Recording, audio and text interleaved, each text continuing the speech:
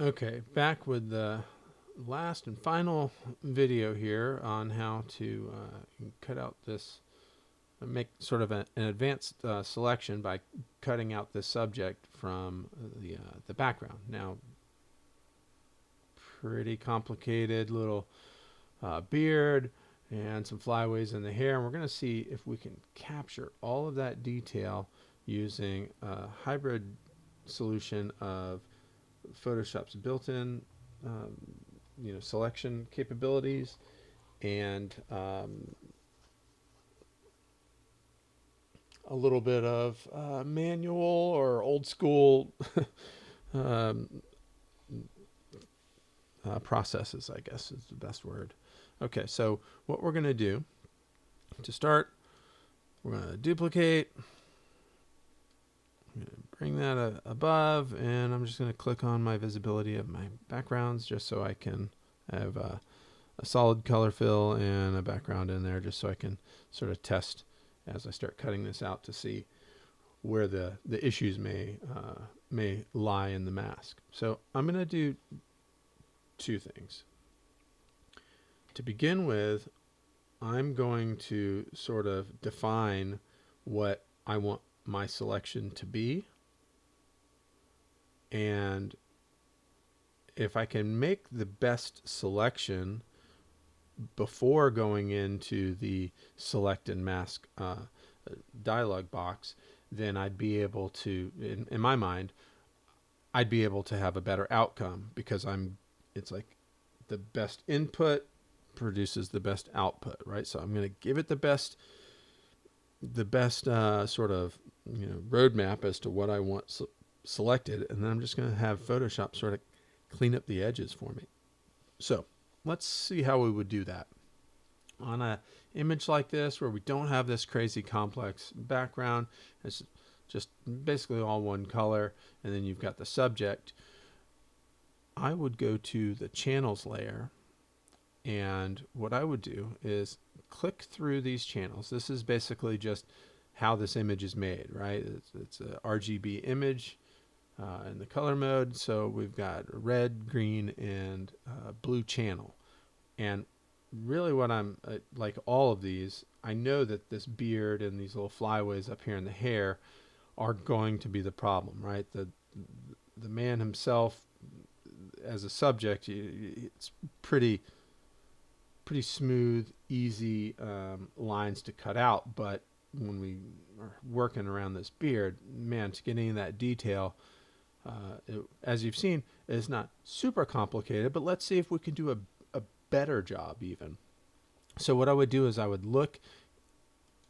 click on each one of these and see which one of these gives me the most contrast between the background and the problem areas that I want to select, like here in the beard.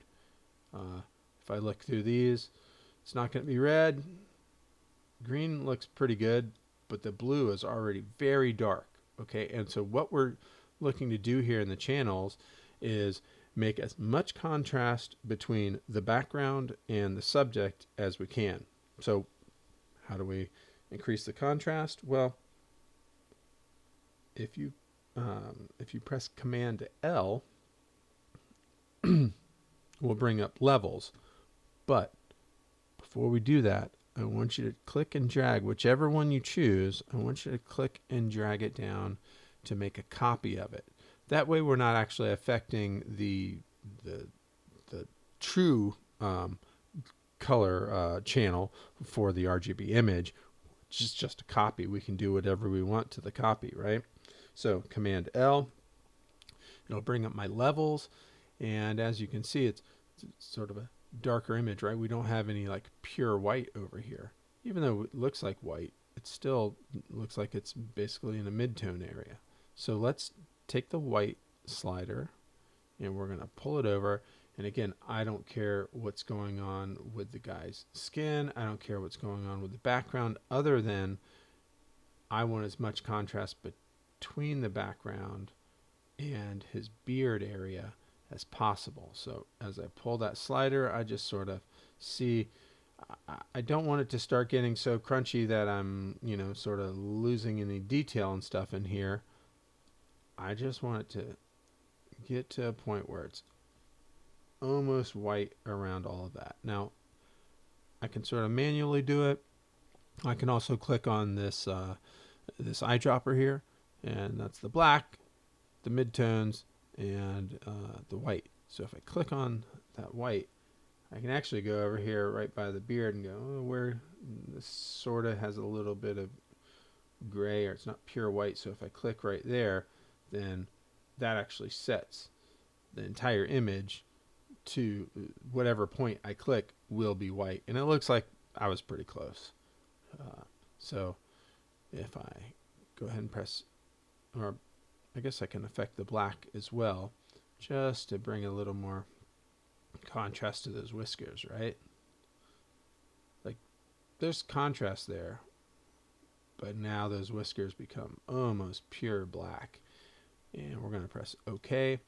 And then what we're going to do is we're going to use another tool that we haven't really discussed or looked at, and that's the dodge tool or the burn tool. These go back to, actual darkroom days when the dodge allows you to sort of keep an area, brighten an area, where the burn darkens an area, right? So let's start to begin with. Let's make everything around the edge of the subject as white as we can, right? So I'm gonna choose the dodge tool because I'm trying to brighten it, and what we're going to look at up here is what part of the picture we want to actually brighten, right? So it's not the shadows.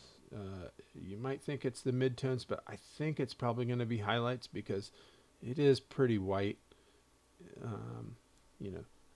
Down in here, that's more like a midtone, right? Like these sort of darker grays, but all this up here is pretty much going to be the highlights. So we'll go ahead and check that. And the exposure, I don't like to go too high. I like to keep it around like 20, 25, just so I can sort of keep any detail in my image that I'm, I just want to affect the edges. I don't want to worry about the inside here because I'm going to affect that. I'll show you how we take care of that sort of automatically. So all I'm going to do is sort of paint around the edge here. Again, I just have to get enough of a border that I have, I'm just really worried so much about like the beard area, right? I can come down here on that. And then if I make that a little bigger, I can always affect a larger area.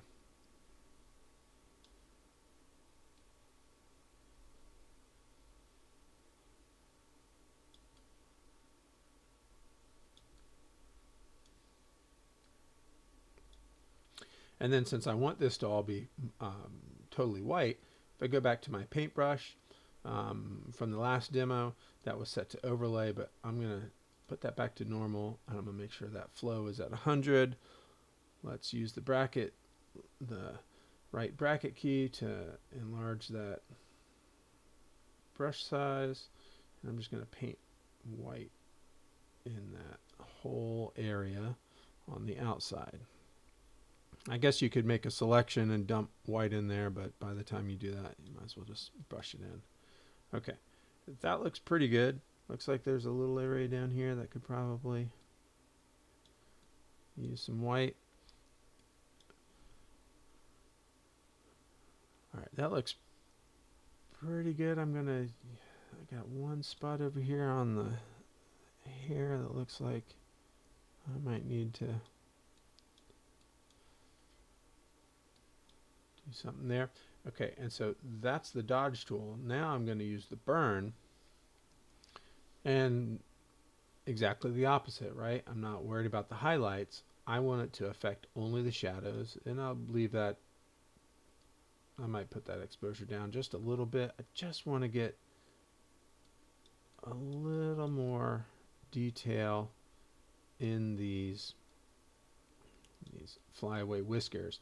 And one thing to note, you know, the exposure matters, right? Like if I set that real high, you might think, oh, that'll be a great outcome. But sometimes you start to get it starts to get a little like pixelated looking, right?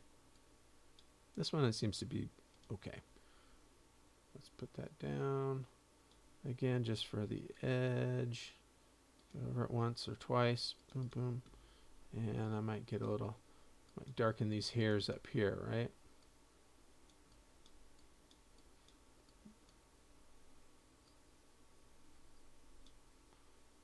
That way we start bringing out, we start really selecting around those flyaways, and we're going to see if doing a little extra work here gives us any better result than Photoshop's just absolutely amazing, to be honest.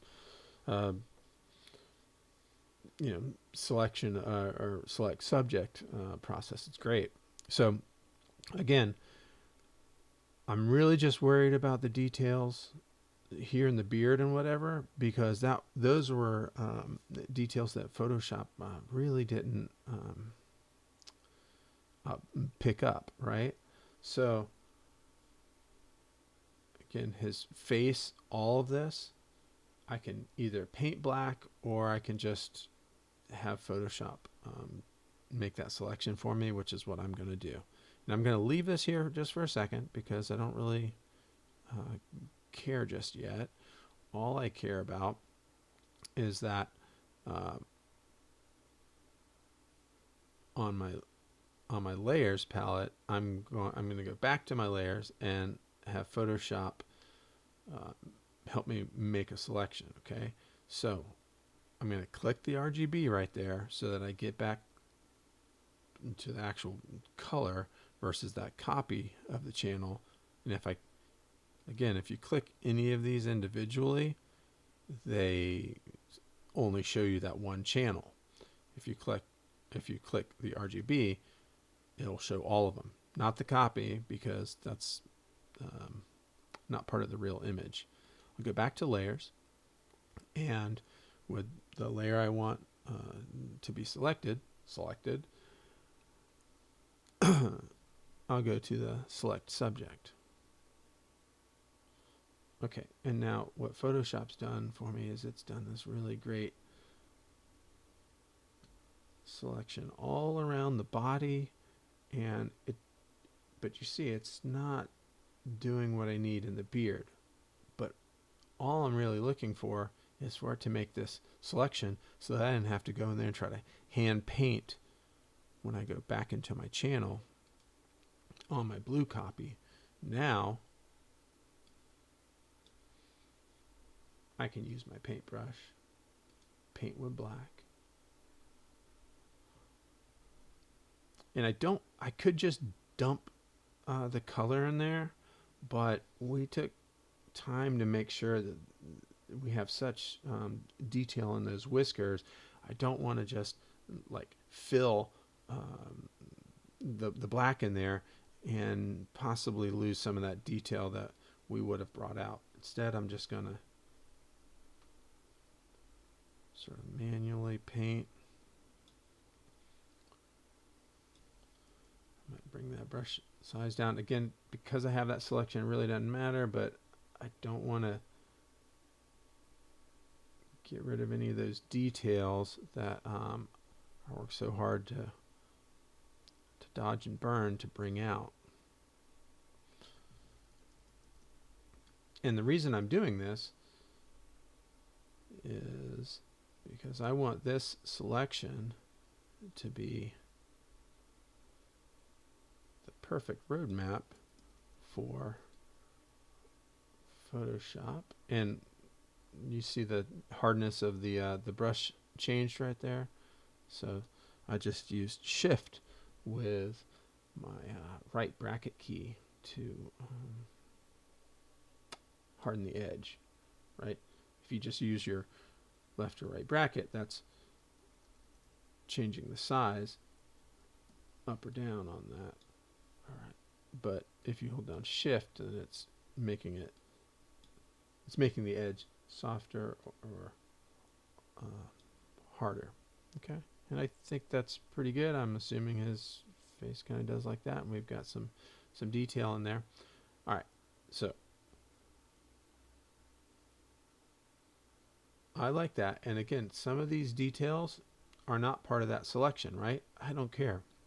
I just used Photoshop to get that selection so that I can like quickly color in the edges of this without having to try to like find where his where his shoulders and his ears and all that were. I'm just using Photoshop to do a lot of that heavy lifting for me. And the reason is I'm going to go down here to the bottom, and it's this little dotted circle, and if you click on that, it's going to load this channel as a selection.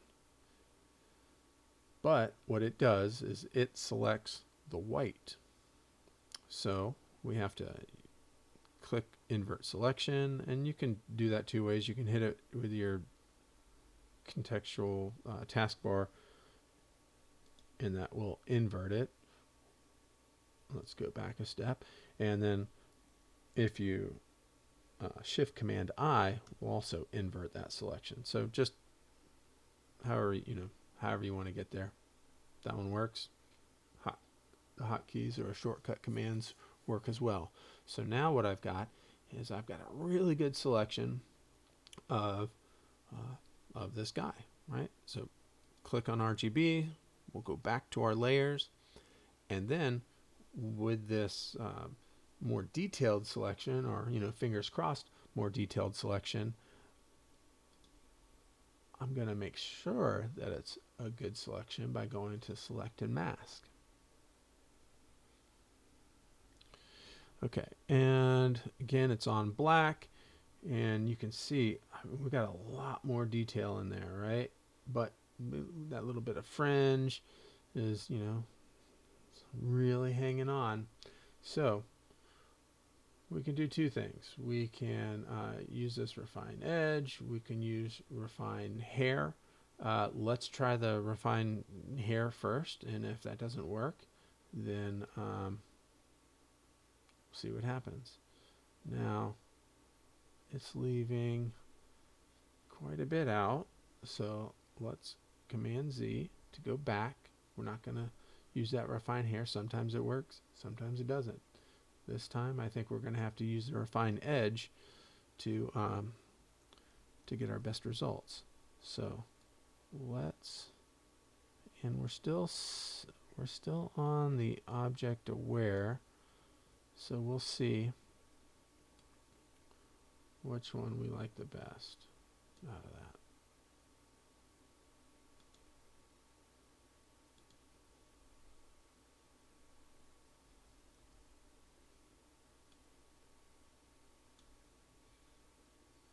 All right, give me a second just to sort of run through this. And you'll see me sort of stop before I get to the skin. For some reason I found that it's like the sort of the direction that you are pulling this matters. And it's like if I'm pulling down to here, it seems to give me, sometimes it darkens the edge of the ear, where if I click in here and I go away from the ear, it's not, doesn't seem to be affecting it as much. And I'll just hit a couple of these areas that have always given us a little bit of issue.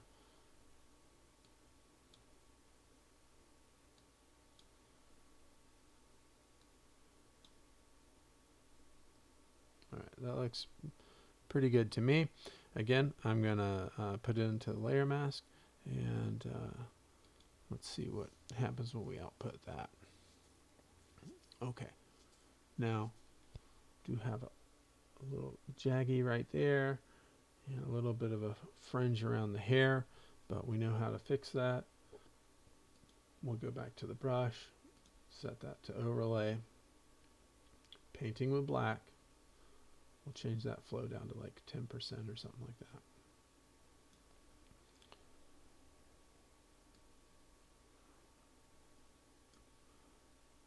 just going to paint along the edge.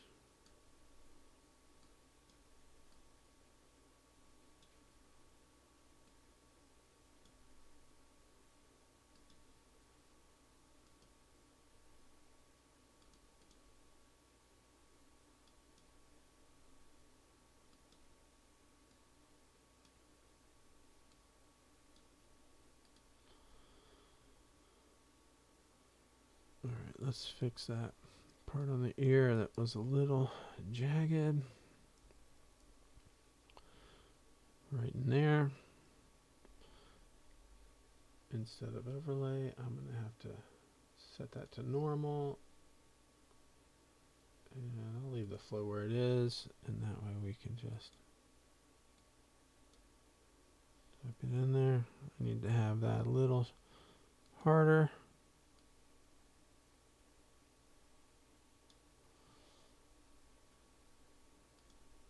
Let's set that flow up a little more.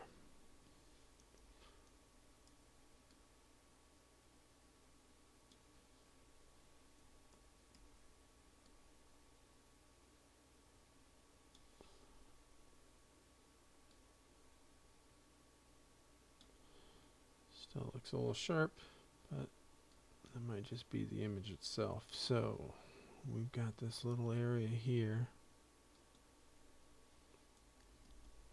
I'll make that brush real soft. And I'll set that opacity down to like 30 just to tap it home. Let's see, do we got the same issue there? Boom. And I do see a little bit of areas here in the hair where I'd say I probably want that to be a part of it. So let's go back up to 100 and we'll make that brush a little sharper.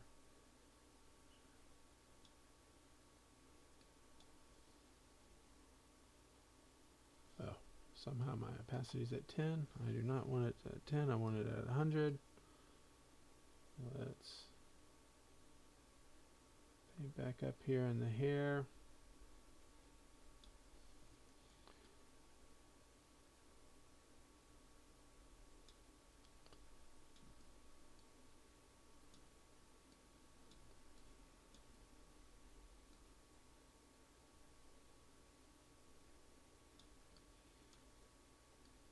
Alright, but overall I would say that was a success. And back Command 0 just to show everything. And let's look at, I would say that these are basically in order of maybe, you know, effectiveness. Maybe color range and remove background could be flip-flopped just depending on the image. But I think that's pretty good. Let's do this. I'm going to move this guy over. You can see we still got a little bit of fringing there, right? So again, with our brush, we're going to set that to overlay. Let's take that back down.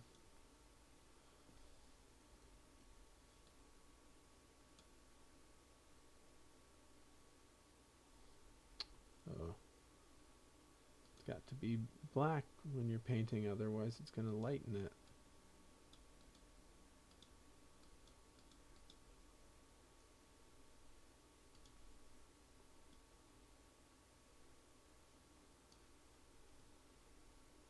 Alright, now let's just look at these in a side-by-side comparison of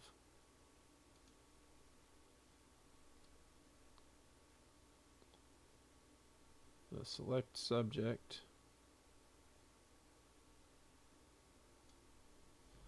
refine air, refine edge versus you know, the channels. And we can look. Both did a pretty good job. Let's do this just so we can set that to normal.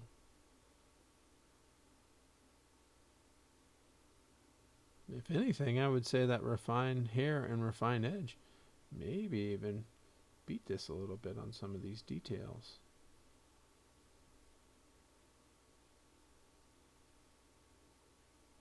But overall, pretty cool.